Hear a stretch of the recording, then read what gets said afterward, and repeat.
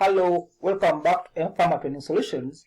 Today I will be discussing introduction to pharmacy practice, prescription, and any other information. Now, what's pharmacy practice? Of course, in pharmacy we are dealing with pharmacy practice. We are developing the professional roles of the pharmacy professional, and of course, pharmacy practice bridges the other pharmacy disciplines. Pharmacology, pharmacognosy, pharmacotherapeutics, pharmaceutical industry, pharmaceutical chemistry. So all those, they come together during the interaction with a patient, and pharmacy practice is responsible for that interaction where we apply all that. Now, of course, the pharmacy professionals include the pharmacists who have the bachelors, the pharmacy technicians, the diploma holders, and the recent ones who are coming up, the pharmacy assistants who have certificate in pharmacy. This is a new group which is coming up. Again, they are pharmaceutical scientists in Barara.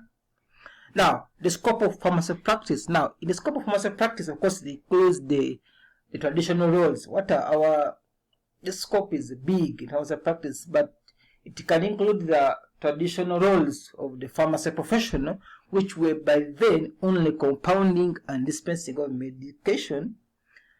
However, these days we are more on the patient, because we have exhausted that field. Now we are more on the patient, where we are now focused on pharmaceutical care and in clinical pharmacy.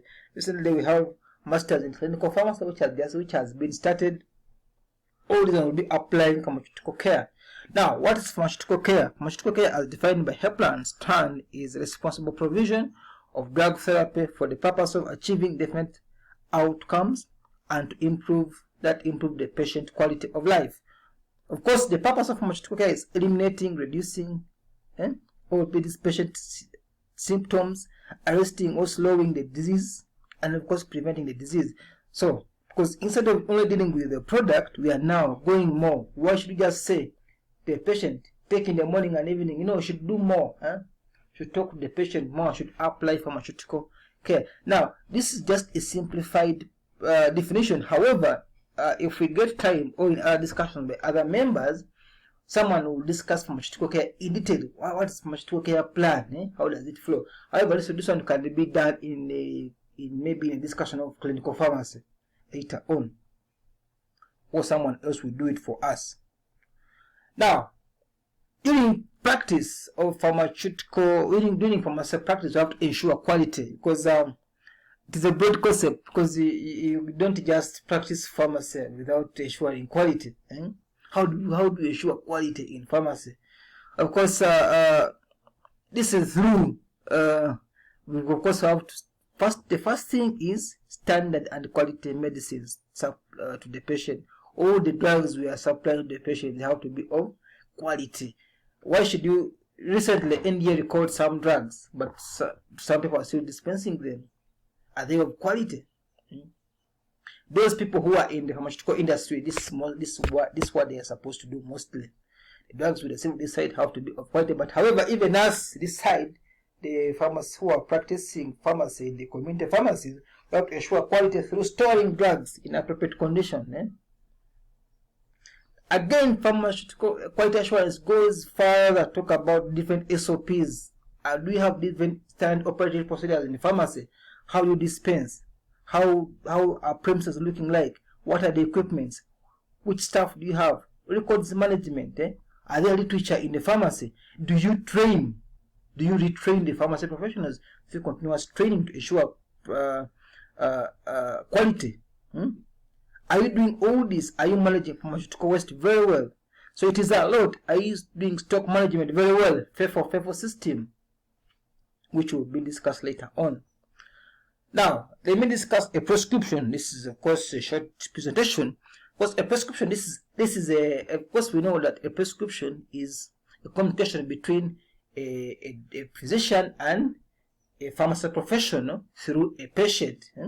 Of course, a prescription, this is an order of medication issued by a physician to a dentist through a patient to a duly registered pharmacy professional to dispense the medication to the patient for the purpose of treating a particular disease. It is a pharmacy professional. Any pharmacy professional can. Now, here, of course, I'm not defining the veterinary, because also we have veterinary practitioners. Of course, there are two types of prescriptions. We have the pre-compounded and the compounded. Who can prescribe? We have physicians, dentists, pediatricians, veterinarians, specialized pharmacists, those who have undergone further training, optometrists. Of course, these ones are the eye practitioners. What are the parts of a prescription? Of course, we have the preliminary information, the facility name, and the patient demographics. These are very important. Name, age, weight, body surface area. The diagnosis is very important. This preliminary information is very important in the prescription. Superscription, this symbol RX, which meaning take thou. Inscription, or the medication prescribed, the name, strength, dosage form for each. Frequency, duration. Subscription, dispensing direction to the pharmacy professional. Dispense this. Signatura to the patient, and refill information in case the prescription is for refill. We also have the prescriber information at the end. Who has prescribed that you can contact is the information there. Is the contact information there. Now, of course, we know these. All of us know these. We know these abbreviations on a prescription. QH every hour, QD every day, Q6 every 6 hours, Q8 every 8 hours, BD, TID, QID, AM, NOCT. I hope we know all these. Now, you can pause, you can take a snapshot and review them properly. Start immediately. PRN when needed, especially for drugs in angina, which are used under the tongue. PRN when needed, or even in the hospitals in case you have a cancer patient and they are on morphine, they use it when needed. SUSP means suspension, suppository, cap. GTT means drops. IM, IV, NS, 5/7, 5 days, 2/12, 1 month. Now, there are very many abbreviations. These are just the simple ones which I have. So you can always pause to review. Now, dispensing of medicines. How do we dispense medicines in the pharmacy? Of course, you receive an validated prescription. Of course, a validated prescription should be in indelible writing. You should have written very well. But I always see prescriptions on WhatsApp where some physicians are writing like they're going somewhere. Please, because if a patient receives the wrong drug, if you write poorly, you are causing a problem to the pharmacy profession, who again may dispense an incorrect drug because you just write like nothing. Someone just writes like this. You're writing a drug, Please, it is not good. Write properly. Of course, it should have the name of the prescriber, demographics of the patient, the name or amount of drugs. Some amount of drugs. Not previously refilled, unless it is for refill. All these should be there in a prescription. Interpret after receiving and validating it. You interpret it based on abbreviation and diagnosis, and the dose. Is the age and the dose, are they tally? Are they? Because remember, always a pharmacy professional checks the prescriber's information if it is right, because they may make errors.